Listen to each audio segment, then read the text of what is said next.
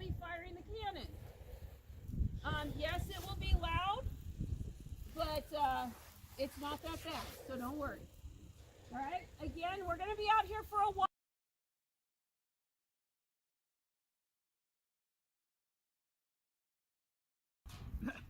So I'll get this kicked off. This rifle that you see right here is a model 1861 Springfield rifle musket. It is rifled, which means that there are grooves in the bore of the rifle that spins the bullet. And that way it flies much like a football. It helps the bullet go much further and be much more accurate at distances. To put that in context, at the time of the Revolutionary War, you know, they're still using those round balls. And at that point, your maximum effective range was 50 yards, which would be from about me to the far side of this white building. That's about as far as you could expect to hit a man-sized target with those rifles, or not rifles, with those smoothbores. With the rifle, though, you have a much longer range. This, in the hands of an untrained infantryman, because most of us were essentially untrained when it came to marksmanship, you can hit a man-sized target at 300 yards pretty easily and pretty reliably. It is a muzzle loader. So when you go to load this rifle, you do so from the muzzle end. I'll walk you through loading it right now so you can get an idea. A well-trained soldier could shoot 3 shots a minute with this firearm. You take the cartridge, it's got powder and a ball. This is just a blank, all it's got is powder in it. You're going to tear it with your teeth, and you will pour powder and put the ball down your barrel. Then you have a ramrod. You pull it out, and you'll use it to push the cartridge all the way home, making sure that it's fully seated. If you don't have it all the way down at the bottom of your barrel, because after you fired this multiple times, the black powder fouling starts to build up, it can be quite hard. The bullet might stop 2/3 of the way down and stop there. If you don't have it all the way down, you have a pretty good chance of exploding the lower end of this barrel, which is not something you want to do. You'll then return the rammer, because if you don't, it's hard to load your gun again. And so now we have gunpowder with a bullet in front of it sitting at the back of this barrel. How do we light it? We ignite it with a musket cap. It's too tiny for any of you to see it, but it looks like a little brass top hat. It goes on the cone of the rifle. When the hammer falls forward when I pull the trigger, there's a small amount of fulminate mercury explosive in this musket cap. That explodes and sends a spark down a little tube, essentially, and into the barrel, which lights off the gunpowder, and your bullet goes down range. I'm going to go ahead and step up here and shoot it. It won't be too loud for you all because you're going to be behind it, but it will be noisy.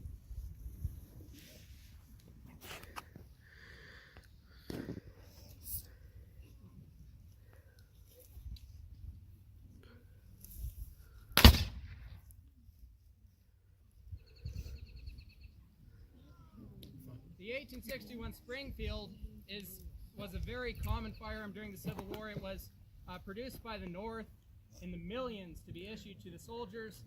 The Confederacy had a very, very similar, well, they had an array of firearms really, but they were all very, very similar to how this Springfield functions and operates.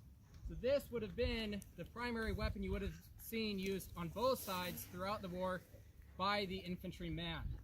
And before you ask, yes, it is heavy. It's about 10 pounds. It's a pain to lug around, but it's part of the job.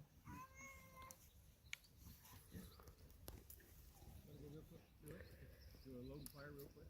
Yeah. You want to give the commands? No, I will let you just do it. Okay. So, We're going to see how fast I can load this piece. Somebody want to say go? Go!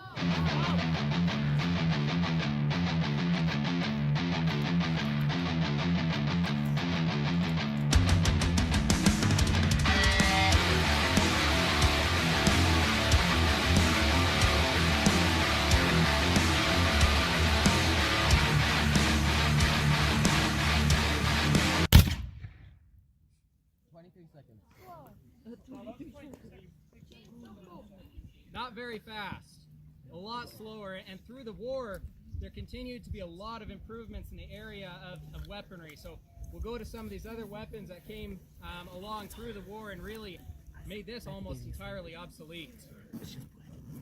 In comparison, this is a breech loader, which means instead of loading from this end, it's going to load from this end. Very similar to a modern cartridge rifle. In this case, this is a Sharps rifle, specialized Berdan's rifle, which means it has a hair trigger to it. It's designed to reach out 800 yards, which is about 3 times the range of the standard infantry rifle. We'd load up, just pulling the hammer back, I'd open up my breech. Similar to the cartridge that the muzzleloader would have, it would be a paper cartridge with a bullet, but in this case it's designed to go all the way in to the breech. I tear off the end of the cartridge. The paper is nitrated, so it will burn. Like the muzzleloader, I'll have a cap that would do the ignition.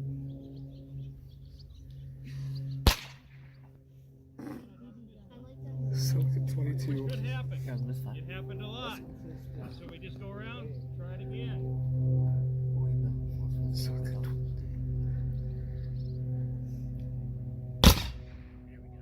there we go. That's like a 30-30. I'm not sure it's going to be a great demonstration, but I'll try to First show you how shot sounded like fast a I can 22. load this versus the muzzle loader. Because I can usually get off about 5 to 6 shots versus his 3 or 4. Does someone want to say go? Oh, that. Oh, it smells like the fire. Make sure it's cool. It smells like quick. It smells like quick. I got a pistol over here.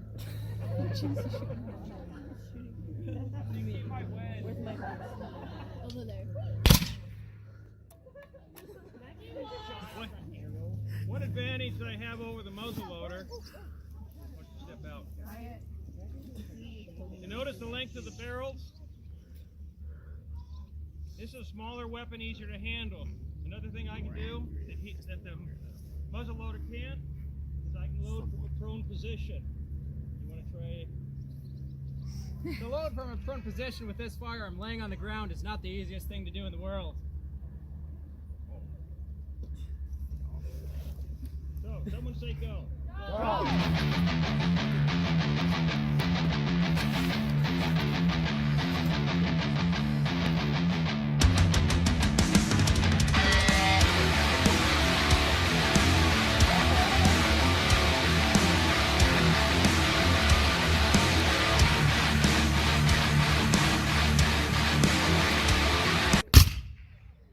I realize he's shooting arrows. One of the advantages of laying down is I make less of a target. So that gives me a distinct advantage.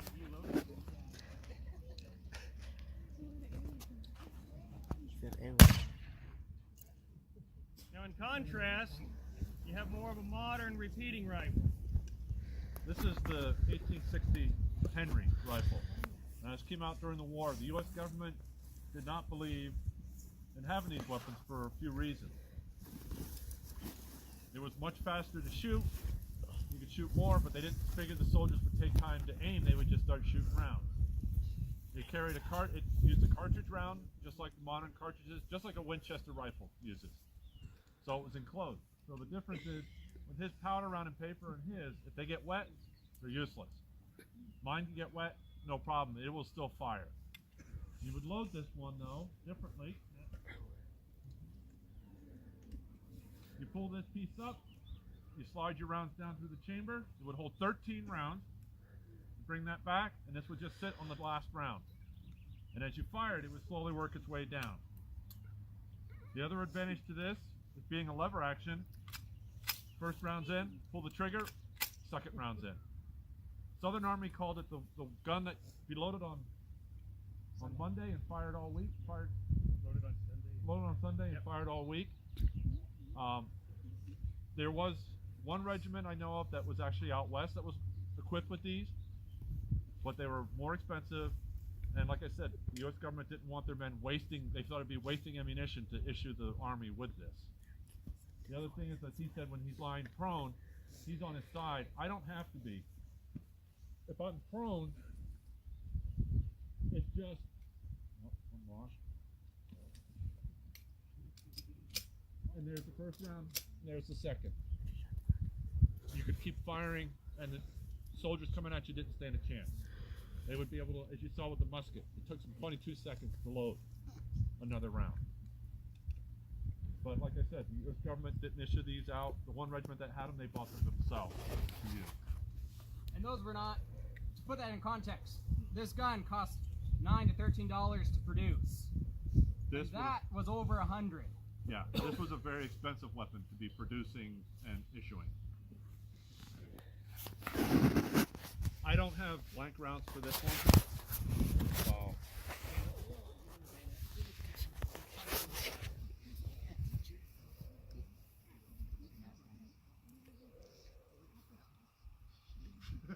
In contrast to the long arms, which is what the rifles are considered, pistols were very popular, mostly on soldiers and mounted troops.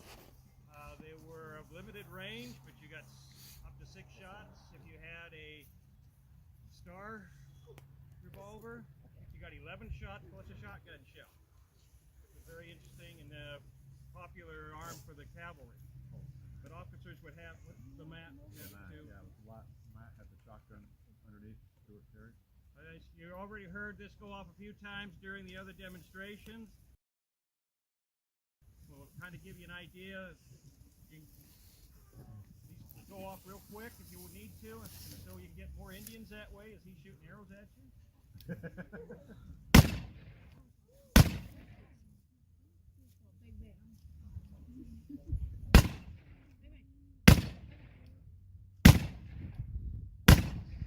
Like so. Now I got a problem though. I got empty cylinders. And to load this I need a flask of powder, my ammunition. So to load one of these, I'm going to have a flask, which is of usually a tin or copper manufacture with a spout. I'm going to dump it in each one of these cylinders, one at a time. So think about this while I'm doing this. The other enemy is coming closer and closer. They're shooting at me. Okay, and I'm going to drop a ball in here, one at a time. And then I have this rammer, and I'm going to ram these things home, one at a time. And then I'm going to have to cap it with a smaller version of the musket caps. And again, I've got to do all this either while I'm mounted on my horse, while I have enemy troops coming at me. So it wasn't a practical weapon to reload sometimes.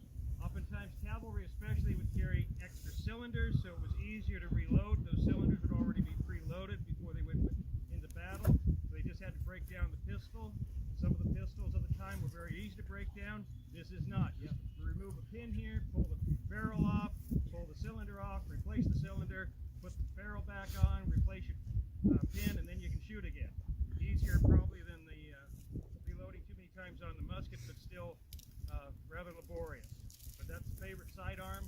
This is a Colt 44 caliber, which means it shot a ball about a ½ inch in diameter, which is pretty good size for the time. But favorite arm for officers and mounted troops. So can we have Roy come out and Did you bring your saber out, none? no. Oh. Okay, first of all, you got to realize, especially in the Indian Wars out here, most of the guys they were fighting were cavalry. So everybody's on a horse, and trying to hit anything with a gun on a horse is not easy. So the general idea is you just throw a lot of lead out there and somebody will run into it. Okay? The bows, the same's true. You know, they're short little bows because you use them on a horse. And if you had a longer bow, like what we call long bows, when you come down with it, you're going to poke the horse in the ribs with it. He's not going to like it. So they would use these little short bows. But they didn't carry their quivers in battle back here. You can't get the arrows out of the darn thing. They'd move it to the front where they could get them. Okay? Generally speaking, they were taught to start here, and then you came down and released. You can't aim off of a running horse. I don't care what they tell you. Because the horse is moving, you're moving, the target's probably moving. There's no aiming. It's called instinct shooting. You just practice enough, you know about when you're going to hit something. And it's really quick. It's more like this. What the heck?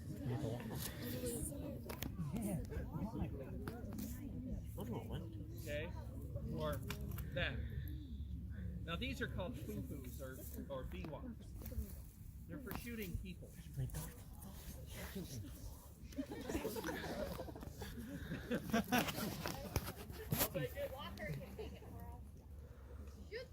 Watch behind him. You never know whether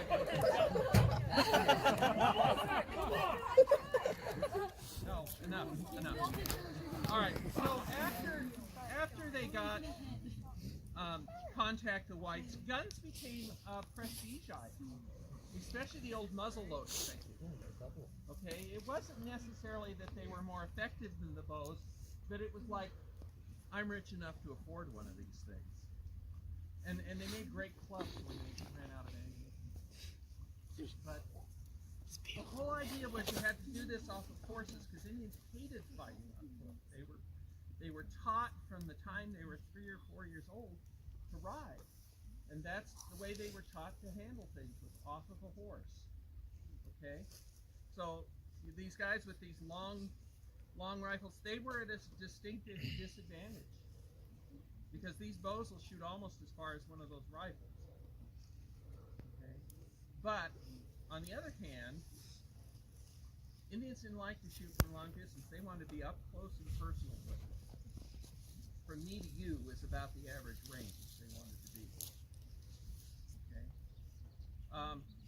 When they ran up against these trapdoors, you know, they were at a less advantage. When they hit the Henrys, that was it. They couldn't compete against those things. So what did they do? They went to the trading posts and bought as many as they could.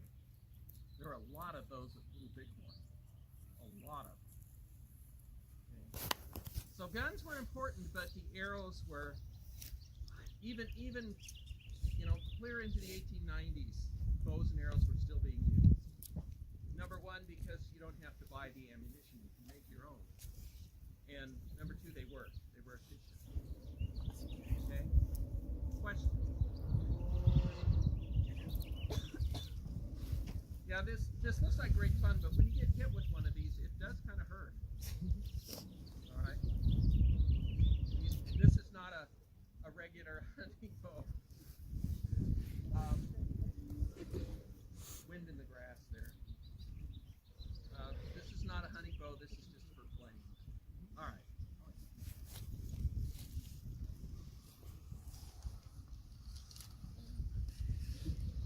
So who wants to see one of your teachers load and fire a musket? Miss P! Miss P!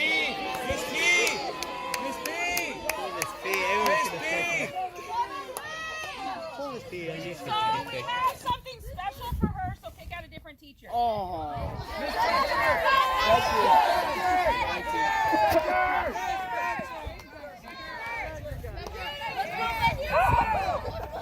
Miss P's gonna load the cannon. That'd be Oh, that'd be. Why do you promise?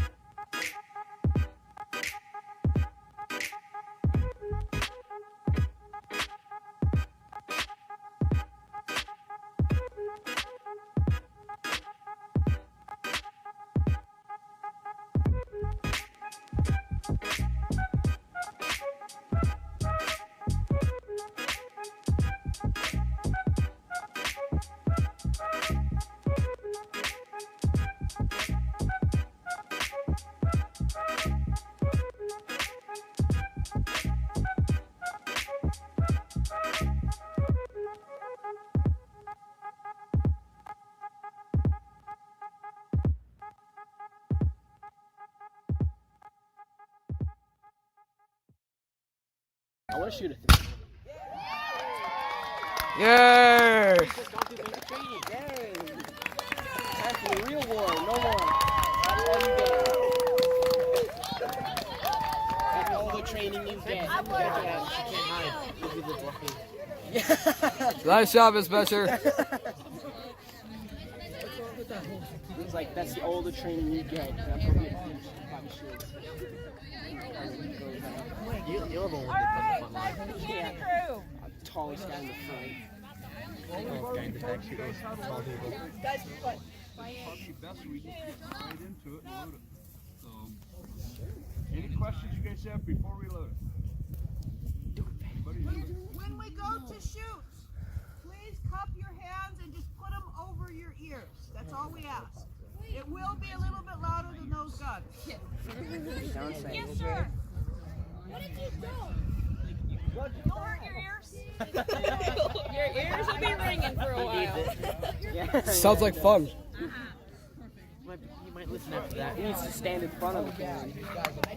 Yeah, stand in front of wild shoots. I'm Iron Man. I can do it. I'm Mr. Galactic. Ooh, hay feed. Yum yum. No, it could be like that too. Riley and I were just throwing paper on you. But all we did during math for like a week is make a bunch of just throw it at him. That's a big ramrod. That's a really big ramrod. Sponge. Listen up. Oh god, I can't do it with my own. Load by detail. Load. Sponge. Hit that track. Stop. What happened?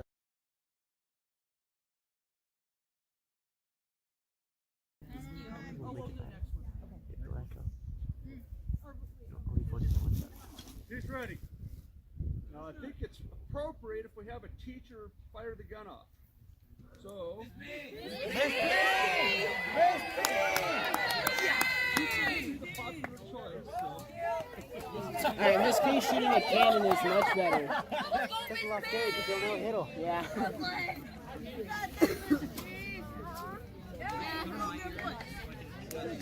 Miss Wait a Polkowski. minute. Some of them have the air protection. They'll do it ain't that loud. Let's go, Miss B! Brooklyn. She pulls it right now. Right? So, pull it, yep. You need to push that part and just cup it over. Cup your ear, Miss B. Okay. Let's go, Miss B! Come on, Miss B! Easy clutch. Easy clutch. Are you guys ready? Yeah, let's go.